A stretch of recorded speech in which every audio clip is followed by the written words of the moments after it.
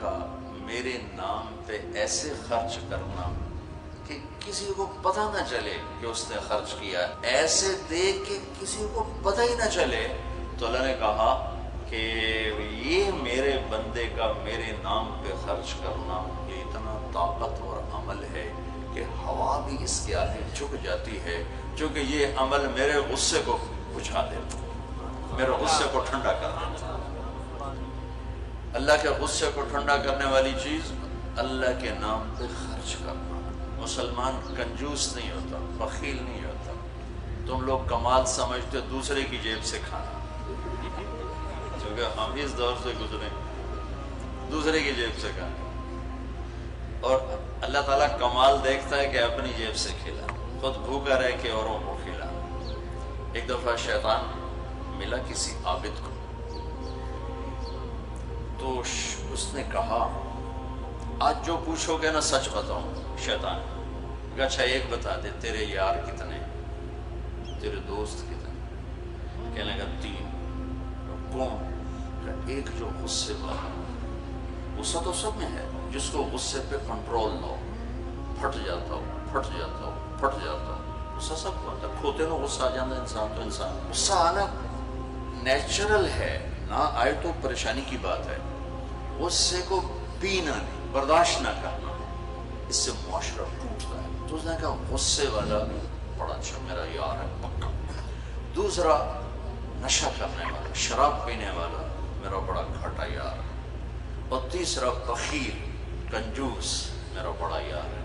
اور اگلی عجیب بات بتاؤں کہ اگر بدقسمتی سے یہ تینوں باتیں کسی میں اکٹھی ہو جائیں کہ وہ کمبخت غصہ بھی میں بھی پھٹتا ہو، شراب بھی پیتا ہو، بخیل بھی ہو، تو وہ تو پیر ہوتا تو میں مرید ہونا کہ پیر صحیح، شیطان اس کا مرید ہوتا ہے اور وہ پیر ہوتا ہے، وہ ایسی خطرناک بلا بن جاتا ہے۔ مسلمان کا صدقہ عادت ڈالو بچوں، خرچ کرنے کی عادت ڈالو، سخی کا کبھی ہاتھ تنگ نہیں ہوگا، اللہ اس کو اپنے خزانوں سے دیکھا۔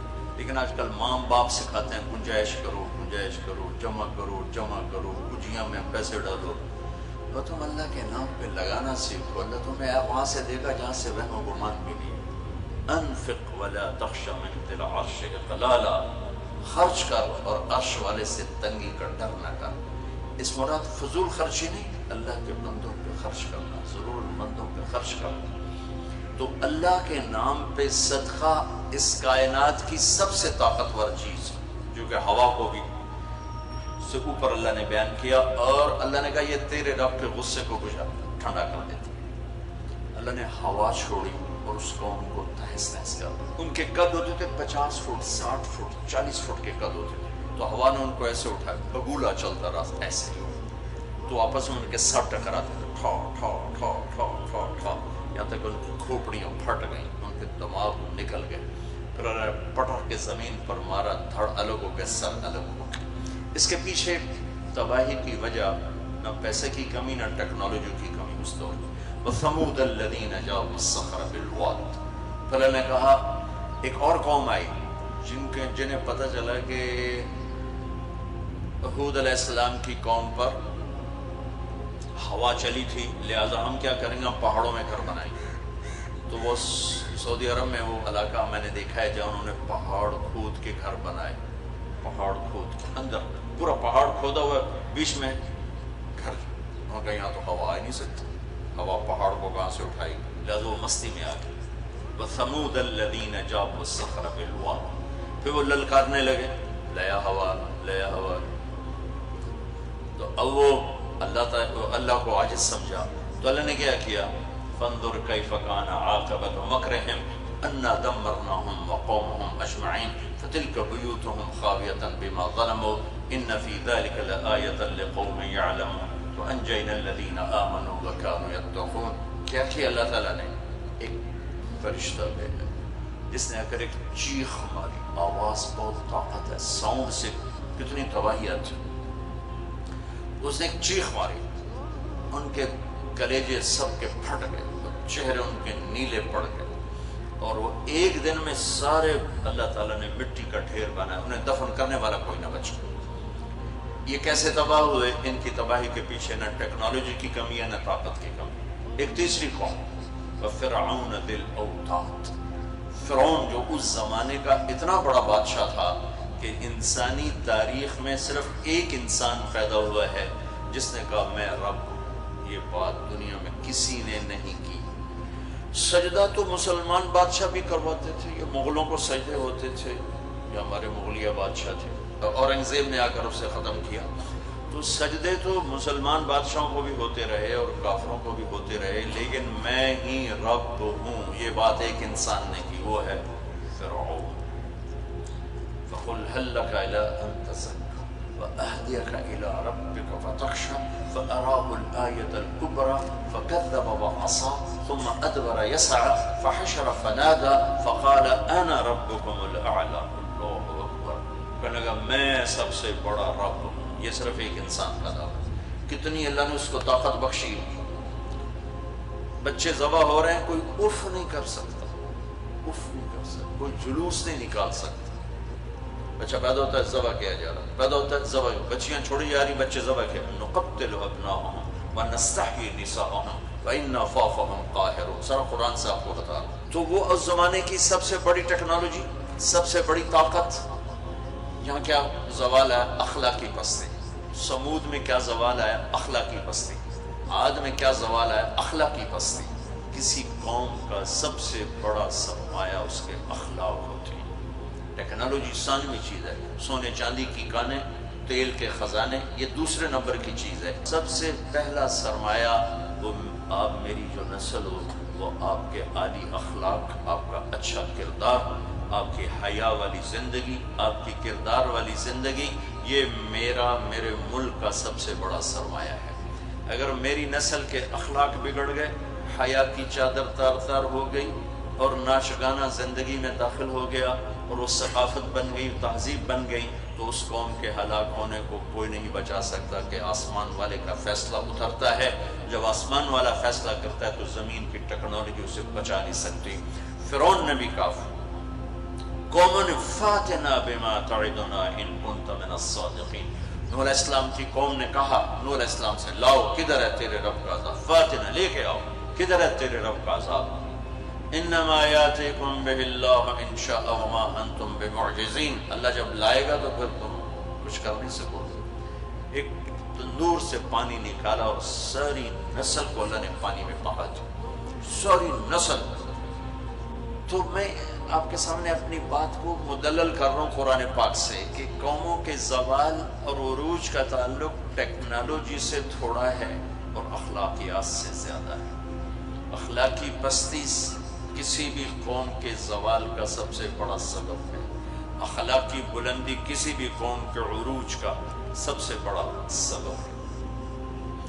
فرعون نے بچے ذبح کیے، بچیوں کو چھوڑا، عبرت کا نشان بنا دیا لوگ۔ سولی سب سے پہلے اس نے ایجاد کی، اور پھر میرے رب نے فَأَخَذْنَاهُ وَجُنُودَهُ فَنَبَذْنَاهُمْ فِي الْيَمِّ، آگے سمندر، پیچھے فرعون، بیچ میں موسیٰ علیہ السلام کی قوم۔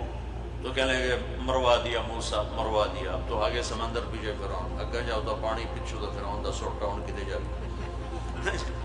تو موسیٰ علیہ السلام نے کہا کلا، ڈرو نہیں، ان معی ربی۔ آپ کو عجب تقابل کر کے دکھاؤں، موسیٰ علیہ السلام 40 سال رہے اپنے قوم کے ساتھ، 2 نبی، ایک موسیٰ ایک ہارون، اور اپنا سب کچھ قربان کیا۔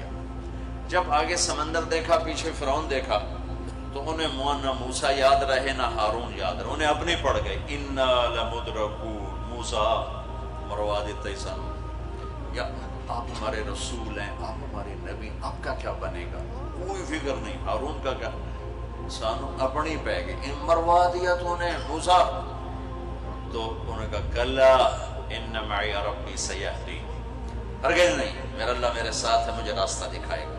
لیکن کلا میں ایک اشارہ ہے کہ تمہیں مرنا ہی چاہیے، یا تمہیں فرعون مارے یا تمہیں پانی مارے، لیکن چونکہ میرا اللہ میرے ساتھ ہے تو انشاءاللہ مجھے راستہ ملے گا، تمہیں بھی مل جائے گا، میری تو فیض تمہیں بھی مل جائے گا۔ تو جب وہ بالکل قریب آ گیا تو اللہ نے کہا فضرب بعصاک البحر، لاٹھی مار۔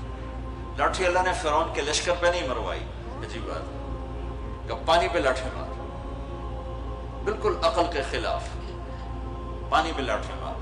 موسیٰ علیہ السلام نے یہ نہیں پوچھا یا اللہ اب پانی تے سوٹے مارن دا کی مطلب، فرعون دے سرج مروا،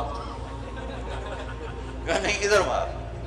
فانفلق البحر فکان کل فرق کالطود العظیم، میرے رب کی قدرت ایک دم اس لاٹھی سے ٹھوٹے مارتا سمندر 12 راستوں میں تبدیل ہو گیا، اور سارا پانی ایسے سیمنٹ کی دیوار بن کے کھڑا ہو، بس کوئی جنبش نہیں۔ اور 12 قبیلے تھے، 12، تو ہر قبیلہ ایک راستے پہ پانی میں انٹر ہو، بڑی بڑی دیواریں۔ اب ان کو پریشانی شروع ہو گئی کہ پتہ نہیں نال دیں کی حال ہے، تو اللہ تعالیٰ نے پانی کو ٹرانسپیرنٹ کر دیا، پہلے ہوتا ہے لیکن نظر نہیں آتا نا، تھک ہو، تو اللہ تعالیٰ نے دکھانا شروع کر دیا، تو وہ جا رہا ہے، وہ جا رہا ہے، وہ جا رہا ہے، سب جا رہے جا رہے جا رہے، سب پار نکل گیا۔ تو فرعون کنارے پر آ گیا، انٹر ہوا، اس کے ساتھ اس کا لشکر انٹر ہوا،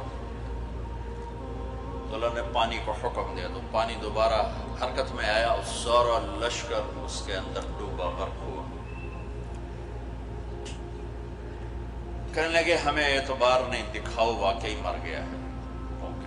پانی کی موج نے اٹھایا اور باہر پھینک دیا۔ موت کو دیکھ کے نبی بھول گیا 40 سال جنہوں نے محنت کی۔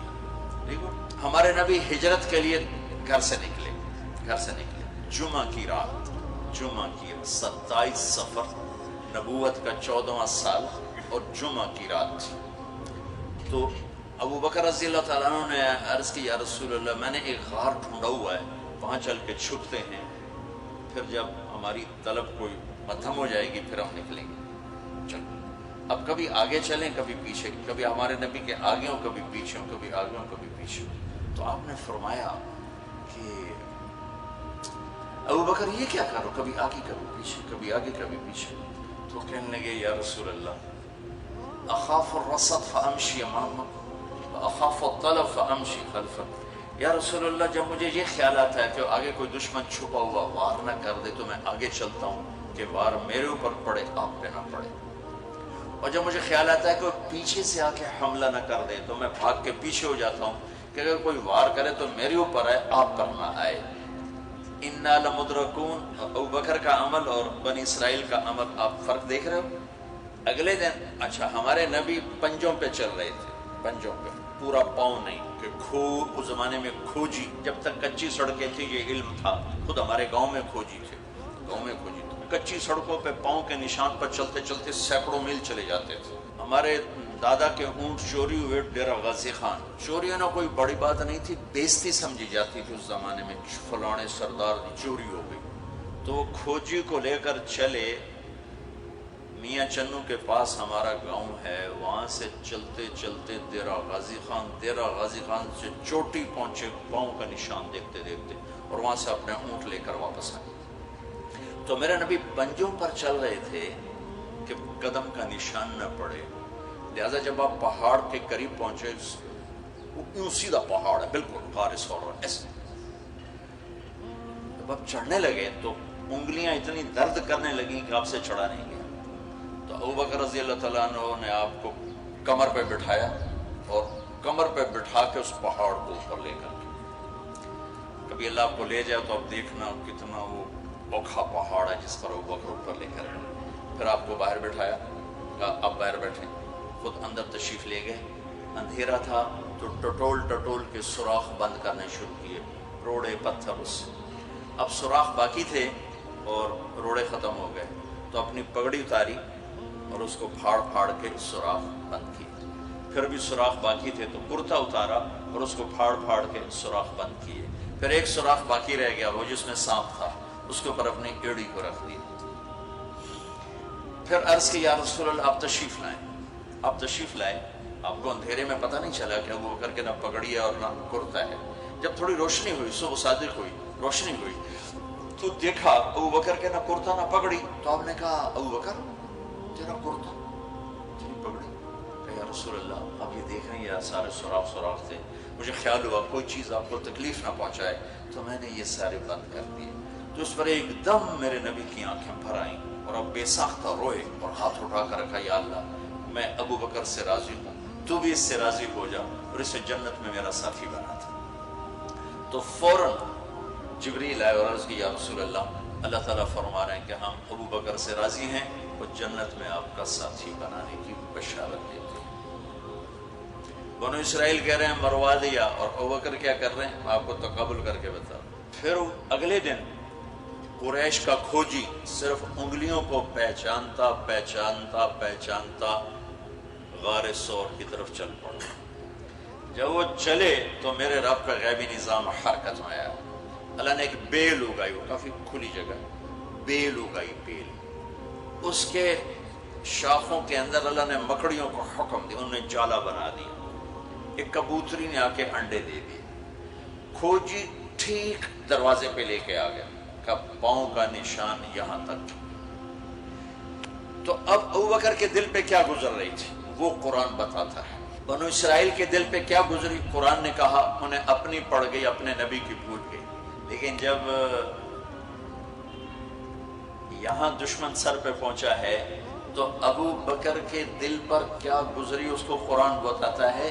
اذ یقول لصاحبہ لا تحزن ان اللہ معنا، جب ہمارے نبی نے اپنے ساتھی ابو بکر سے کہا غم نہ کر اللہ ہمارے ساتھ ہے، غم نہ کر اللہ ہمارے ساتھ ہے۔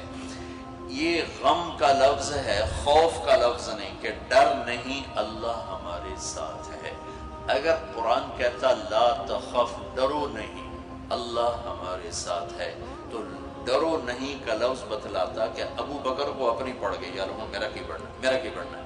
قرآن کہتا ہے غم نہ کر، ابو بکر کو اپنی ذات بھول گئی، اپنے نبی کا غم لگ گیا کہ یا اللہ میرے نبی کا کیا بنے گا، یا اللہ میرے نبی کا کیا بنے گا۔ تو اللہ تعالیٰ نے فرمایا اس ابو بکر کے سینے کو سامنے رکھ کر کہ اپنے حبیب کی زبان سے کہلوایا غم نہ کر اللہ ہمارے ساتھ ہے، اللہ ہمارے ساتھ ہے۔